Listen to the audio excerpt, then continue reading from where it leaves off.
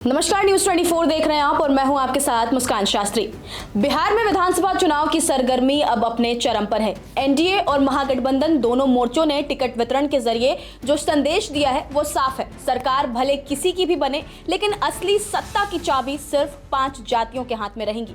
इन जातियों की आबादी मिलाकर भले 40% से ज्यादा ना हो, लेकिन राजनीतिक प्रभाव ऐसा कि हर पार्टी इन्हें नाराज करने का जोखिम नहीं उठा सकती।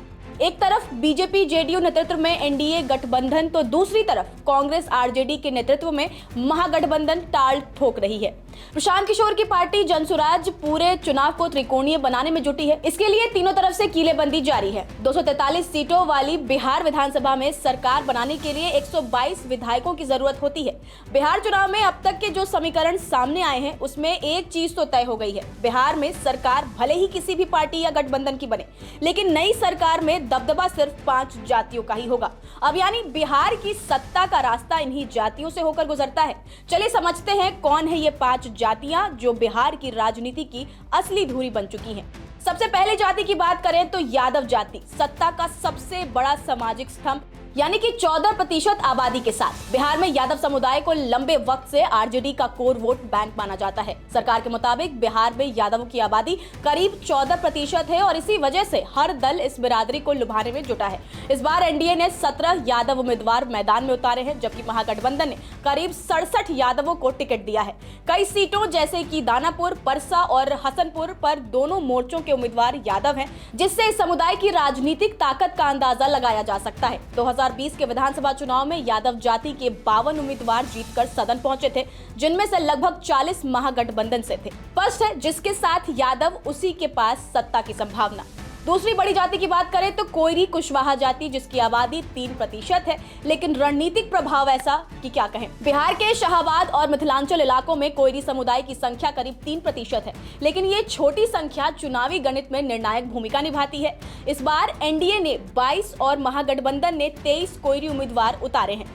केवल आरजेडी ने 13 टिकट इस समुदाय को दिए हैं। दोनों गठबंधनों के कुल टिकटों में लगभग 10% हिस्सेदारी कोयरी समुदाय के नाम रही। पिछले चुनाव में 16 कोयरी विधायक चुने गए थे। नीतीश कुमार की राजनीति में ये बिरादरी हमेशा एक अहम पिलर रही है और 2025 में भी इसका वजन कम नहीं होगा। तीसरी जाति की बात करें तो राजपूत जाति, जिसकी आबादी 2% है, लेकिन राजनीतिक ताकत सबसे भारी। बिहार जातिगत सर्वे के मुताबिक राजपूत समुदाय की आबादी भले ही सिर्फ 2% है, लेकिन सत्ता की राजनीति में इनका दबदबा सबसे अधिक है। इस बार एनडीए ने 37 जबकि महागठबंधन ने 12 राजपूत उम्मीदवारों को टिकट दिया है। 2020 के चुनाव में 27 राजपूत विधायक सदन पहुंचे थे। कहा जा रहा है कि राजपूतों के बिना कोई सरकार बन ही नहीं सकती। ये बिरादरी अब भी बिहार की राजनीति और प्रशासनिक शक्ति का प्रतीक बनी हुई है। चौथे जाति की बात करें तो भूमियार जाति 2% आबादी के साथ, पर सत्ता की रीढ़ राजपूतों की तरह ही भूमियारों की आबादी भी लगभग 2% है, लेकिन टिकट वितरण में उन्होंने सबको पछाड़ दिया है। एनडीए ने 32 और महागठबंधन ने 15 भूमियार नेताओं को मैदान में उतारा है। 2020 में 20 भूमियार विधायक चुने गए थे, यानी विधानसभा का लगभग 10% हिस्सा। इस बार भी भूमियार बहुल सीटों जैसे कि मोकामा, बक्सर और बेगूसराय पर दोनों पक्षों में सीधी टक्कर भूमियार उम्मीदवारों के बीच हो रही है। बिहार के सत्ता समीकरणों में ये जाति किंग मेकर बनी हुई है। और 5वीं और सबसे अहम मुसलमान, जिसकी आबादी 17% है। सत्ता संतुलन का आधार मानी जाती है मुसलमान जाति। बिहार में मुसलमानों की आबादी करीब 17% है और ये समुदाय लंबे समय से महागठबंधन की रीढ़ मानी जाती है। इस बार भी दोनों गठबंधनों ने मुस्लिम प्रत्याशियों को भरपूर टिकट दिए हैं। एनडीए ने 5 और महागठबंधन ने 29 मुस्लिम उम्मीदवार उतारे हैं।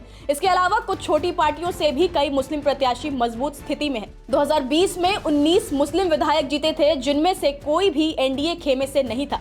इस बार भी मुस्लिम वोट बैंक महागठबंधन की उम्मीदों का मुख्य सहारा बना हुआ है। राजनीतिक विशेषज्ञों के मुताबिक यादव और मुसलमान गठजोड़ अब भी बिहार की सबसे बड़ी सामाजिक ताकत है, जो महागठबंधन को मजबूती देते हैं। वहीं कोयरी, राजपूत और भूमियार समुदाय एनडीए की पारंपरिक रीढ़ रहे हैं, लेकिन अब ये जातियां अपने राजनीतिक लाभ के हिसाब से खुला खेल खेल रही हैं। विकास, शिक्षा, रोजगार जैसे मुद्दे मौजूद हैं, लेकिन वोटिंग बूथ तक पहुंचते पहुंचते जाति एक निर्णायक फैक्टर बन ही जाती है। यही कारण है कि 40% से भी कम आबादी वाली ये 5 जातियां राज्य की 100% सत्ता संतुलन को नियंत्रित करती हैं। अंततः बिहार का चुनाव सिर्फ सत्ता की लड़ाई नहीं बल्कि जातीय प्रभाव की परीक्षा बन चुका है। यहाँ सरकारें बदलती हैं, लेकिन जातीय गणित कभी नहीं बदलता।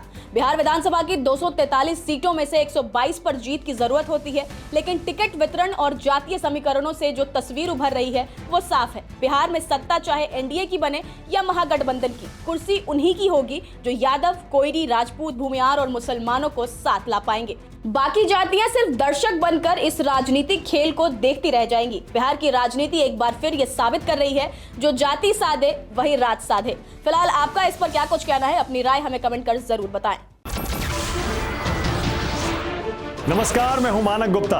अगर आपको हमारा ये वीडियो पसंद आया हो तो इसे लाइक और शेयर जरूर करें, और हाँ, हमें सब्सक्राइब और फॉलो करना ना भूलें ताकि आप देश और दुनिया की कोई खबर मिस ना करें। तो जुड़े रहिए हमारे साथ और देखते रहिए News 24।